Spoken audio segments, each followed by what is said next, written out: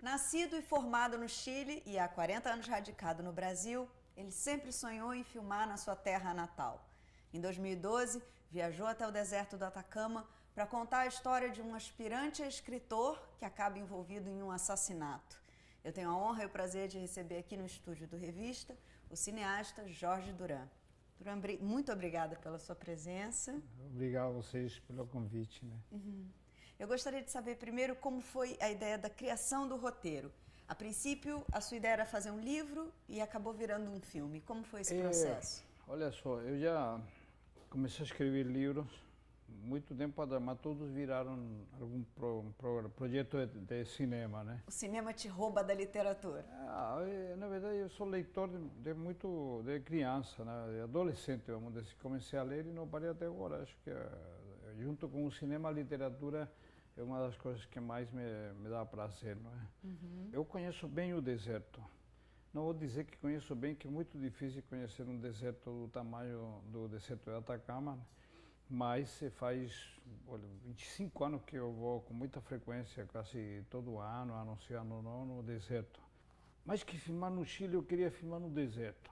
E por que isso? Porque a história não nasceu de uma ideia, vai acontecer isso e aquilo, e eu vou sentar para escrever história e depois vai ver o lugar onde você vai fazer o filme, o melhor lugar. Então, olhando aquilo, começaram a surgir ideias, de a pouquinho, a armar uma ideia, assim, o assunto, sobretudo, que me chamava a atenção, a memória, a ideia da memória relacionada à ideia de vulcões que explodem, sabe? Quando tem terremoto, você vê aquilo, explosão, uma fumarola gigante ou menor, né? Rachaduras da terra também, as relações entre a memória e a imaginação, enfim, a estrutura da terra, tudo isso sempre me levava, me remetia à ideia da memória e à ideia da escritura também. Então, o filme nasceu muito mais da paisagem do que de uma ideia anterior, entende? A ideia foi nascendo depois que nasceu, que a paisagem me senti vontade de filmar a paisagem. Estaria certo dizer que o deserto é o protagonista do filme? De certa forma porque fora a parte que eu acho que mais divertida do filme, que é uma história, a aventura de um escritor metido num enredo, um crime, um assassinato, é um diálogo entre um artista e a paisagem, e as descobertas que ele faz através do que sente da paisagem. Então, e o deserto muito específico também, né? Porque é o vazio, é a possibilidade, né? De fato, as primeiras vezes que cheguei lá, 25 anos atrás, talvez, 26 anos atrás, a primeira vez que fui, e foi o primeiro deserto que eu conheci, embora no Chile eu já tinha, moleque lá, eu tinha ido no sul do Chile muitas vezes, mas no norte eu tinha passado em direção ao Peru, mas nunca tinha parado no deserto. E a primeira vez me causou essa sensação de estar perdido, sabe? Não ter nenhuma referência urbana. Eu sou um ser urbano. Santiago, nasci em Santiago e de Santiago vim morar aqui, tenho viajado a muitas cidades do mundo. Eu gosto de cidades grandes, não tenho atração por lugarzinhos pequenos, sabe? Embora gosto de visitar, mas viver já para mim tem que ser uma cidade grande. Então, a estranheza do deserto provoca uma sensação de inestabilidade, diria, né? Você não sabe onde é o norte, o sul, o leste, o oeste, enfim, parece que tudo é igual. Então, quem está pensando em imagem, dá a sensação de que tudo é igual. Então, mas você vai descobrindo os detalhes e ele tem uma variedade de imagens, de formas, que é maravilhosa. Lindo geograficamente, né? Assim, para fotografia é maravilhoso e simbolicamente muito rico também, justamente pelo que você está dizendo, né? Porque a região tem 7 vulcões que se você vê, de certo ponto, você vê todos eles. Um deles está em constante erupção, é um pouquinho distante e cada certo tempo dá sinais de vida, assim, diz, lembra as pessoas, estou aqui, né? Cuidado comigo. Cuidado comigo, né? Então, eu já vi a erupção, todo mundo correndo, aí primeiro você fica nervoso, mas depois vê que é uma fumarola, aí está fazendo marola só, né? Não é assustador. Mas quando você começa a conhecer e começa a ver as rachaduras da terra, que é produto de terremotos, de tremores de terra, antigas, sei lá, movimentações da terra, né? É uma região com muito terremoto, o Chile todo, né? Portanto, essa região também. Quando você vê a variedade de paisagens, lagoas verdes, sabe? Com água salgada, quase espessa, rios de água doce, rios de água quente, montanhas assim, tão próprio São Pedro de Atacama, de qualquer lugar da cidade você vê um vulcão. Então, essa é como a cordilheira para o chileno, é como o mar para o carioca, né? Ele tem que passar ele tem que olhar o mar, né? Senão ele sente uma estranheza. Tem aquelas nascentes termais também, também, né? lá em cima é um lugar misterioso, né? Sempre aquela bruma, aquela coisa, né? Ao amanhecer ainda por cima uma luz muito bonita. E outra coisa que tem é que para quem vive numa cidade como Rio, São Paulo, talvez mais ainda, que você chega lá e o céu é transparente. Nem tanto como era 20 anos atrás, 10 anos atrás, agora já é menos transparente, mas de noite você vê as estrelas, é fascinante. E tudo isso eu acho que para quem um personagem como aquele que inventamos para o Daniel, né? Daniel de Oliveira, seria uma fonte de surpresa, uma caixinha de surpresa e de desconcerto, né? Juntar a beleza com a violência. E tem a ver também com um momento que eu acho que quase todo artista passa, né? Assim, que é esse ato, né? Esse buraco, assim, onde você pode ser surpreendido a qualquer momento, mas às vezes parece que não tem saída, mas aí você descobre nos detalhes, né? Eu acho que pode ter toda essa poética também que traz o próprio espaço geográfico, né? Você descreveu a ideia do filme, né? Que bom.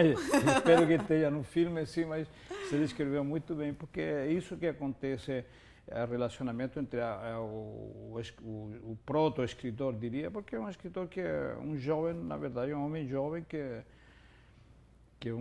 trabalha como funcionário público e uma vocação de escritor, uma vocação não realizada. Né? Então, é justamente isso, um encontro tão intenso entre uma paisagem, um evento intenso também, como se sentir prisioneiro de um lugar, não poder sair de um lugar, não saber como vai se livrar daquilo, é viver uma aventura inesperada, completamente inesperada, e que só vai se livrar se ele conseguir desentranhar, entender o que aconteceu, por que aconteceu. A ideia é essa, eu sei o que aconteceu, mas não sei por que aconteceu, né? Então, a história de um escritor é como você descreveu, os detalhes vão revelando e vai começando a entender. Acho que o processo de escritura é muito isso, né? Cada palavra que você escreve te leva, termina uma frase e ela coloca em questão tudo que você escreveu e daí nasce a próxima. Bater na pedra, né? Lapidar, né? Escrever é quebrar pedra, na verdade, né? É bonito mesmo. Sim. Como se deu o trabalho de construção do elenco, assim? Como você chegou no Daniel? O Daniel é o único ator brasileiro do filme. Na verdade, a primeira coisa que pensei foi o que gostaria de trabalhar com o Daniel, que eu não conhecia ele, né? Mas aí liguei para ele, mandei o roteiro e como é o Daniel, 2 dias depois já tínhamos conversado e sumiu, porque a gente estava preparando, ainda faltava para filmar e depois já chegou na hora certa e começamos a conversar e a trabalhar um pouquinho o personagem. Portanto, foi fácil. No Chile, eu não fazia muitos anos que não trabalhava lá, embora fiz muito roteiro lá, na época que eu escrevia mais. Então, eu passei tempo escrevendo lá para diretores, conheço atores também. E fiz vários testes com jovens atrizes que eu não conhecia bem o trabalho, né? Escolhi a Daniela Ramírez, que é uma atriz que eu tinha visto alguma coisa dela num programa que foi muito prestigiado no Chile sobre a ditadura, a época da ditadura no Chile.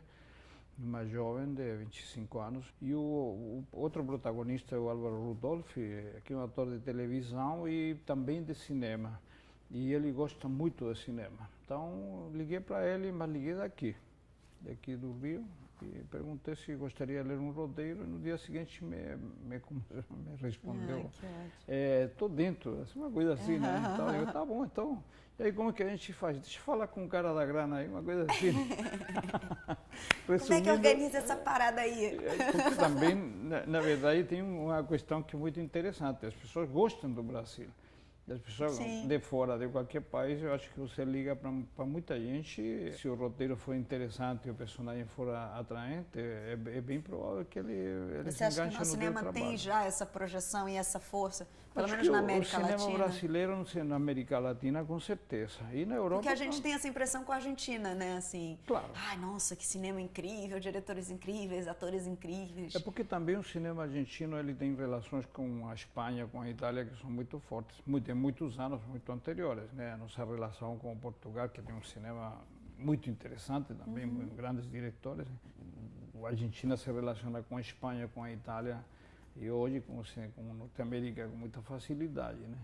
Não é a mesma coisa por aqui, que durante muitos anos, acho que, e ainda diria que um pouco, o cinema brasileiro é muito fechado para dentro do país, né? Mas mesmo assim o Brasil tem uma força gigante, diria, né? E o presidente do Uruguai falou, é antigo, né? Falou disso. Claramente que o Brasil devia liderar Latinoamérica, como ele disse, ele não é um grande país, o maior país do mundo, nem um grande país no mundo inteiro, mas Latinoamérica certamente é o maior país, né? Nesse sentido, acho que as pessoas têm um atrativo, uma atração muito forte pelo Brasil. Daí que um roteiro que é interessante, personagens interessantes, facilita muito a vida com atores. E você veio para cá em 73, Sim. Quando explodiu o golpe militar lá no Chile. Você estava para fazer o seu primeiro filme, é isso? Estava com um negativo. Tinha 25 latas de negativo 16, um roteiro e já um equipamento armado, uma produtora também, tínhamos uma produtora pequena, mas já tínhamos feito um longa-metragem com muito brasileiro. Né? Lauro Scorelli foi fotógrafo de um longa que produzimos. Tinha um monte de brasileiro trabalhando no filme, brasileiro lá no Chile nessa época. Veio o golpe e aí eu acabei tendo que vir para cá, era casal com uma brasileira lá e tinha um filho pequeno e ela teve que vir porque não estava fácil para estrangeiro. Depois não ficou fácil para mim, aí fui preso, aí fiquei uns dias preso, aí me soltaram e a situação ficou muito insegura para mim. E eu acabei saindo de lá em dezembro de 73, o 5 de dezembro. São datas que a gente não esquece, né? Curioso como é a memória, né? O que mais me lembro da chegada no Rio era um anúncio da Goodyear, que ficava girando na Avenida Brasil. Que nunca, uma imagem que nunca esqueço, né? Que diabos o anúncio da Goodyear? Calor danado, eu estava de gravata, sabe? Bigode, de gravata, o cabelo cortadinho, assim, um casaco de abotoane para parecer que não tinha nada com nenhum problema, né? E lá no Chile tinha que sair muito formalmente. E me lembro disso, estava vindo do aeroporto e vi aquela imagem, aquele girando, Goodyear, olhando feito um bobo. O mundo dando voltas, aquele pneu rodando pelas estradas. Todas aquelas, eu rodando pelo mundo também, né? E vem cá, como foi a experiência? O filme é uma coprodução com o Chile. Sim. Foi boa essa experiência de coproduzir? Você tem vontade de repetir? Acho que as coproduções são necessárias, muito boas. E o cinema argentino usa muito bem. O cinema chileno também. Você não vai ver agora, é raro ver um filme chileno que é daqueles mais conhecidos, né, que já passaram aqui, o Nó, aquela história empregada, doméstica, não me lembro, e mais outros, né? Tony Manero, enfim, todos têm coprodução com a Espanha, com a Espanha ou com a Itália, ou com algum país, com a Alemanha também tem muita participação importante nas coproduções, né? E o Brasil também tem feito coprodução com filmes chilenos, entre outros esse aqui, que na verdade esse é um filme majoritariamente brasileiro e uma participação menor do Chile, através do Fundo das Artes, né? Aqui é a Petrobras, o Fundo Setorial, a Ancine, Ibermédia, no Chile o Fundo das Artes, e assim armou essa coprodução. Mas o parceiro, que é Adriano Solari, é um produtor muito ativo lá no Chile, e nós já tínhamos feito 5 intentos, no mínimo, de fazer um filme juntos, e nenhum deles chegava a se armar. Gastei um monte de dinheiro viajando pela Europa lá ao longo dos anos, procurando grana, né? Essa é a realidade, e procurando parceiros bons. Aí não se armava a coisa, e nesse projeto se armou também porque eu sou chileno, então eu conheço muita gente, e de lá eu tenho feito trabalho lá também, então uma coisa foi, digamos assim, foi um projeto o único projeto que menos trabalho me deu. Ele consegui armar, ele foi se armando sozinho. Tinha força para acontecer, não né? sei, estava no momento certo, porque ele aconteceu sem aquele espera 5 anos para juntar um e outro. Em 2, 3 anos a coisa já estava armada, e depois foi mais esperar a ocasião justa para rodar, né? E foi super bem recebido, né? O filme recebeu 3 prêmios no CinePE de 2014. Foi bem recebido. Eu senti no debate lá no festival que as pessoas tinham interesse no filme, né? Como você avalia assim, o papel dessas premiações, de um modo geral, para a divulgação de um filme? Você acha que é importante? Olha, eu acho que é muito importante para um certo público, para um público que gosta de cinema e que é mais antenado com questões culturais. Principalmente quem gosta de cinema e está sempre vendo filmes, ele sabe comparar festivais, o que é Berlim, o que é Cannes, o que é o Oscar, enfim, o que são os outros San Sebastián, né? Enfim. Mas as pessoas acham que a premiação nos festivais dá uma chancela de que o filme tem um interesse em algum sentido, em geral mais cultural, diria, né? Mais cultural, exceto o Oscar, que é uma premiação gigante, mega premiação, e não necessariamente numa direção, diria assim, num ambiente mais cultural, num sentido mais cultural. Porque são filmes muitas vezes de entretenimento divertido, mas não tem maior interesse. É a grande indústria, né? É uma grande indústria, portanto, o que interessa mesmo para mim do Oscar é o filme, melhor filme estrangeiro. Sim. Aí você sempre encontra bons filmes, né? Tá certo. E quais são os seus próximos projetos agora? Nesse momento estou rodando um documentário sobre o Rio de Janeiro. Tem um título provisório chamado Nas Ruas do Rio. Eu nunca tinha feito um documentário, né? Então é uma experiência nova que eu acho também muito renovadora. Então perdi um pouquinho de interesse na ficção. Mas por pouco tempo. Mas entra alguma coisa de ficção? Não, é só um documentário mesmo, com algum recorte específico? Não, olha só, o Rio é uma cidade que eu descobri tarde. Se eu tivesse descoberto antes, teria dito, não, deixa eu ser assistente de um diretor de documentário, depois eu faço isso, né? Porque fazer um documentário é uma tarefa complexa, né? E você sente que quem está acostumado a lidar com um universo não fechado, porque durante Parece que nunca vai acabar o documentário, né? Que é inesgotável, tudo né? Interessante, tudo se torna interessante. Então você tem que estar muito bem preparado para enfrentar aquela vontade de filmar tudo, né? Porque não adianta filmar 140 horas para 1h40, né? A ficção já tem essa questão de parece fechada, mas na verdade quando você está rodando um filme você vê como um roteiro é uma peça em aberto, bem que depende muito do dia, depende do elenco, como é que ele funciona, se você acertou nos encontros entre tal ator, tal atriz, o outro, né? O cenário, a equipe, a câmera, a luz, todos esses elementos que parecem tão, digamos, que tudo está organizadinho dentro dele, mas quando você começa a rodar, você vê que é uma peça a ser organizada dia a dia, tanto que eu que escrevo roteiro, eu tenho escrito muito roteiro, né?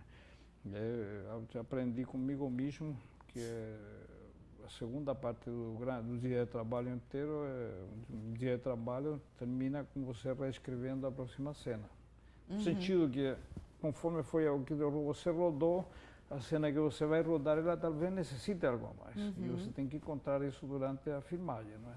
E você é um roteirista também, escreveu clássicos do cinema nacional, né? O Lúcio Flávio, Passageiro da Agonia, o Pichote, enfim, vários filmes com Babenco, com Murilo Salles.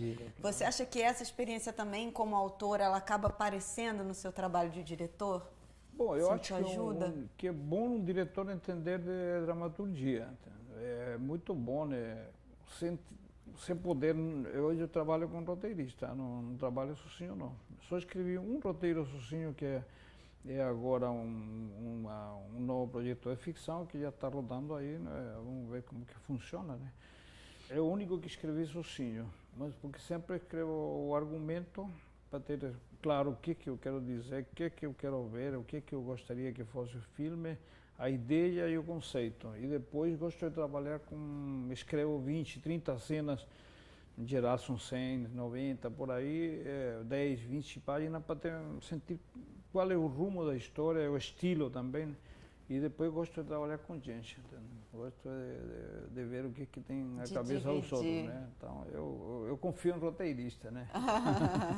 Que bom. Por isso que eu prefiro me assegurar bem com parceiro que seja simpático, bom de trabalho também, né? Então, no momento que você está com esse documentário, você ainda está rodando ele? Estou rodando. Parei um pouquinho agora porque tinha que terminar um projeto ainda de um seriado para a televisão, de 1 ou 2 temporadas. E isso mais um projeto de um documentário, outro documentário que agora fiquei interessado no assunto, né? Então isso me parei um pouquinho também porque necessito, diria, assim, o documentário acho que você não pode rodar assim como na ficção que você vai do primeiro dia até o último, até a palavra fim em tese, né? Do último plano que você roda.